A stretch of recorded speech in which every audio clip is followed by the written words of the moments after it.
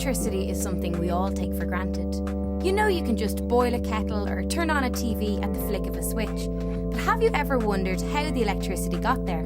I met with Catherine O'Brien and Patrick Crowley from ESBI International to find out about the importance of engineering in the generation and supply of electricity. So Catherine and Patrick, we're here today at ESBI in Stephen's Green. Can you tell us a bit about the company? ESBI, it's a multidisciplinary engineering and project management company. So what that means is basically we provide a range of services to asset owners and developers to take projects through from, say, concept to project delivery and then into construction, operations and maintenance. When you think of ESBI, you kind of think of an Irish company involved mostly in electricity, but you really are involved in a huge range of projects. We do a lot of projects internationally, and it'd be from concept to design to construction to operations and maintenance. And I suppose if the whole works, we have staff that are capable of doing everything. There's civil engineers, electrical engineers, mechanical engineers, and we work on anything from power plants to wind farms to carbon management and energy management solutions, and we have a commercial team and a full range of services really. What about your own roles in the company? What is it that you do? I'm a civil engineer and I work on the renewables team in the civil and structural engineering department. I suppose I could be working on anything from design calculations to writing reports, going to client meetings, our own internal design meetings with our electrical team, and then I could be asked to just get in my car or on a plane for that matter and go somewhere and see the project being constructed on the ground. So I love getting out of the office and it's great to have the opportunity to do that as well. Tell me about your role, Paddy. I'm part of the Power Systems Studies Group. We take on studies that ensure that the assets are maximised, I suppose, from a safety point of view, less power outages, and ensure that they're being used to their maximum advantage. My specific role is 38 kV relay settings, and it's basically protection engineering. If there's a change on the network, we basically have to review the protection settings, and if they need to be reset, we'd have to make sure that they're reset and coordinate and so on.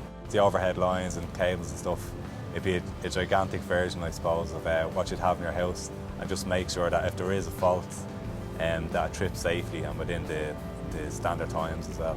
So it's basically like a big trip switch in your house? Exactly, yeah.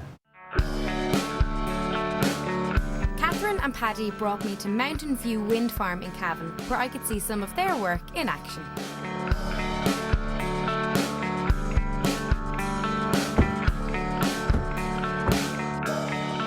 It's bigger than I was expecting. Yeah, they're massive. This is turbine number 5 we're standing at here now. Yeah. It's like 100 metres to the top. 100 metres? To the top of the tip of the blade is 100 metres. The weight of this turbine and all the components standing there is about 200 tonnes. So to put that into context, it's like, say, 3 fully loaded Aer Lingus Airbus jets. So the foundation is massive, you're saying, and obviously each turbine is a huge structure. Would it ever possibly blow over? Well, not with our foundation designs. I suppose it could happen if your foundations aren't designed right. Obviously, the foundation is a lot bigger than what you can see here beneath the ground. Underneath us, yeah. Yeah, it's say maybe 16 metres by 16 metres. So we design it to ensure that it won't blow over or won't fail because of the weight of all these components on it. There's a lot of logistics then really involved in getting all the equipment here and getting something like this actually constructed. Yeah, definitely. The tower sections are like, say, 30 metres long, so you need to design all the access tracks in such a way that you can get all the components onto the site and through a lot of small back roads, and you need to make a lot of road modifications. It's a process then to actually go from, you know, deciding that you're going to build a wind farm somewhere to ending up here, so you have a lot of considerations to make.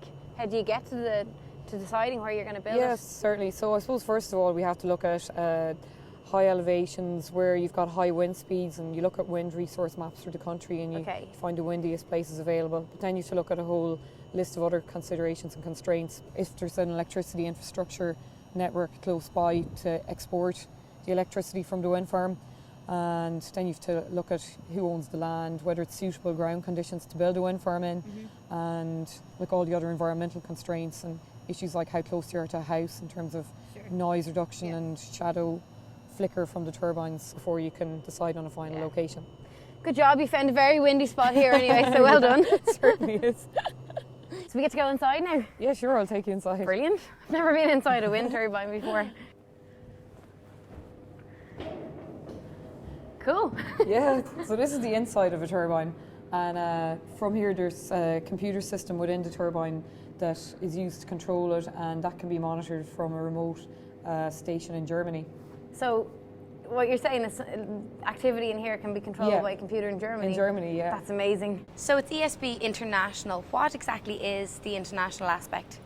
We act as the centre of engineering for the ESB, but we also have clients internationally in 115 countries, so power generation, electricity networks, renewable energy projects.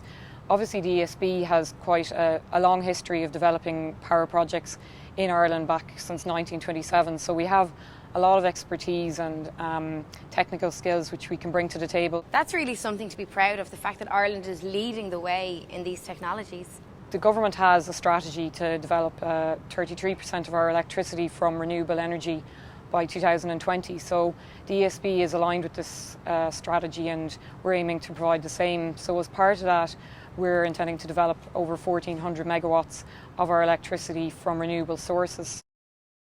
Catherine, how exactly do wind turbines create electricity? So as you can see here, the blades are turning and the wind turbine is facing into the wind, and then when the blades turn they generate mechanical energy, and that's converted into electrical energy, and that goes through your underground cables and back to your substation. So the computer program which I discussed earlier inside the turbine, that turns the blades to always face into the strongest wind direction. The wind turbines will cut in and start generating electricity at wind speeds of about 8 miles per hour, and then if it gets too windy the turbine will shut down and stop the blades turning, and that would happen at about maybe 55 mile per hour wind speeds. So it's quite a clever system. It controls it to cut in and cut out depending on the wind speeds.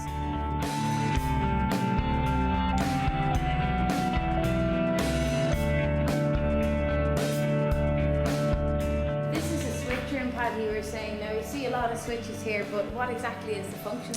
Yeah, so basically from your wind turbines, as you go out to our grid transformer now in a minute, you need to be able to isolate that, turn that on and off, and also we're going to need protection there as well. So protection relays, if there's a fault on the system or a fault on, for example, the transformer or on the turbine, it'll highlight here one of these circuit breakers will trip. So it's basically used for isolation and also protection, and if the system needs to be maintained, this is where we turn things on and off. So Paddy, we're here now at the grid transformer, is that correct? That's correct, yeah. We have our grid transformer in here and the substation behind us. So our wind is generated at 20 kV, it's coming into our substation and it's going through the grid transformer. It's taken in at 20 kV, stepped up to 110 kV because there's less losses. And we can see here we have an overhead line going to Cavan, and the other overhead line is going to Louth. And do they go off now directly into people's houses from here? No, there's other transformers, say at the end of these 110 kV lines, say onto another substation, and then they're stepped down via electromagnetism process all the way into someone's house. So there could be one 10 miles away, and from there we'd step it down to 10 kV. And then it could be going to a housing estate, and then step down to manageable levels that are set out for domestic use, 230 volts or else 400 volts for businesses. Yeah. Did you find the course quite demanding? Engineering is it's a tough course. It does demand a bit of extra work maybe compared to some other courses, but there's definitely rewards there and positives.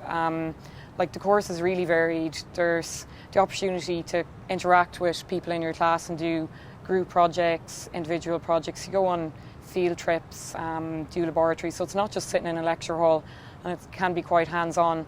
I found that to be definitely a huge positive about it, and really after 4 years you're walking out with a degree that you can get a job without doing any further study, and I think that's a big plus as well. And definitely the degree doesn't take up all your time. I can well testify. Still had a very good time. Yeah.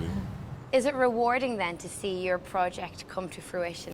Yeah, at the end of the day, that's one of the great things about being an engineer, I suppose.